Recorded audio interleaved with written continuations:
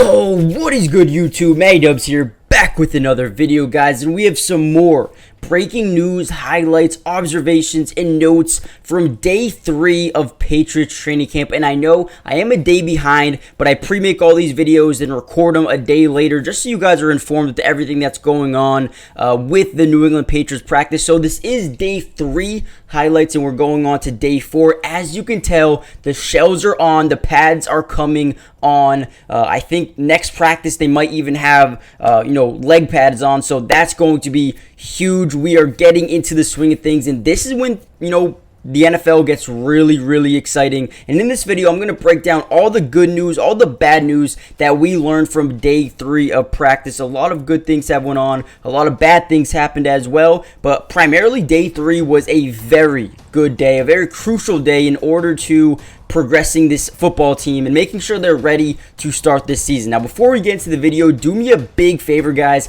and smash that like button so you guys can help me get this video out to all the Patriots fans in the world. Also, subscribe to the channel if you're new. Join the family. I will be covering the entirety of training camp, which includes, every single day, highlights, observations, as well as signings, any trades that take place, as well as, just everything NFL. So join the family. But without any further ado, I don't want to take too much of your time. So let's get into this video. Now, the one thing that I saw that was kind of interesting was it seemed to be like Matthew Judon was returning and he had his shells on. He was getting in some plays. He wasn't a full participant, but he did get in on some plays, which was very good to see. There was a lot of conversation saying, oh, he might hold in or hold out, whatever it may be, but it looks to be okay. He is fine. He wants to be in New England, and hopefully we can make that happen over the next few weeks here. Another thing that I took of note was Ramondre Stevenson. He was asked after practice, how would you feel? Oh, I'm sorry, I don't know why this is in there.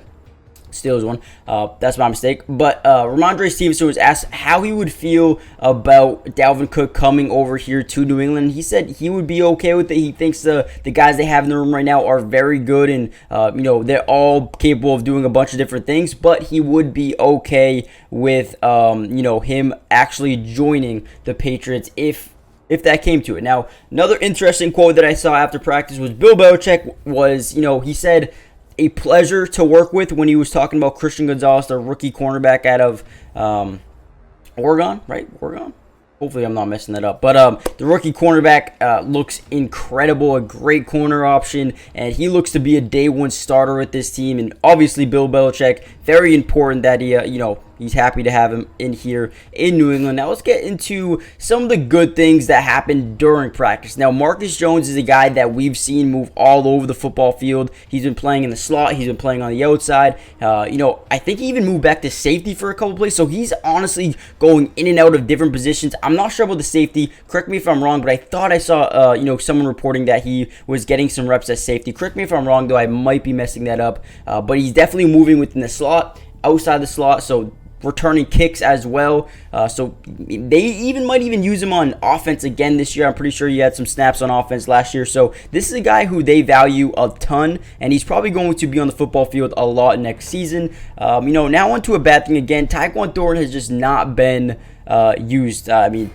At all. I would say Tyquan Thornton is someone that's getting underused. I would say they're not doing much at all with this speed. Hopefully he can get implemented into this offense over the next couple of days here. And I do know that these highlights aren't anything crazy. These are just the ones I could find.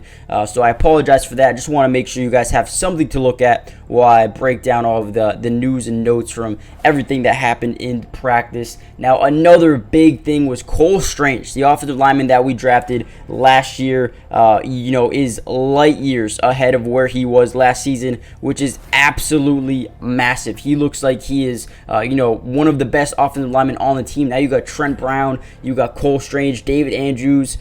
Everywhere you look, there's some good offensive linemen, and Bill Belichick always does a great job finding, offensive linemen in the 4th and the 5th round, and including this year, man, City So in the 4th round. You got Jake Andrews in the 4th round, and Etodio Mafi in the 5th round. They just added offensive linemen throughout the draft, and I think a bunch of these guys are going to end up developing very well, including Cole Strange. Now, we mentioned Tyquan Thornton having a tough start to training camp. A guy that has not been having a tough start and actually has been one of the top 4 wide receivers on this roster, it seems like, Demario Douglas. I believe he was a 6th round draft pick. Again, correct me if I'm wrong. I'm not my memory's not the greatest, but he has been standing out with, Devontae Parker, Juju Smith, Kendrick Bourne. But it looks like Demario Douglas right now is potentially the number 4 wide receiver on this roster, which is, something that I didn't really expect to happen. There was obviously Tyquan Thornton, Kayshon Boutte. We like Trey Nixon a lot, but no, Demario Douglas seems to be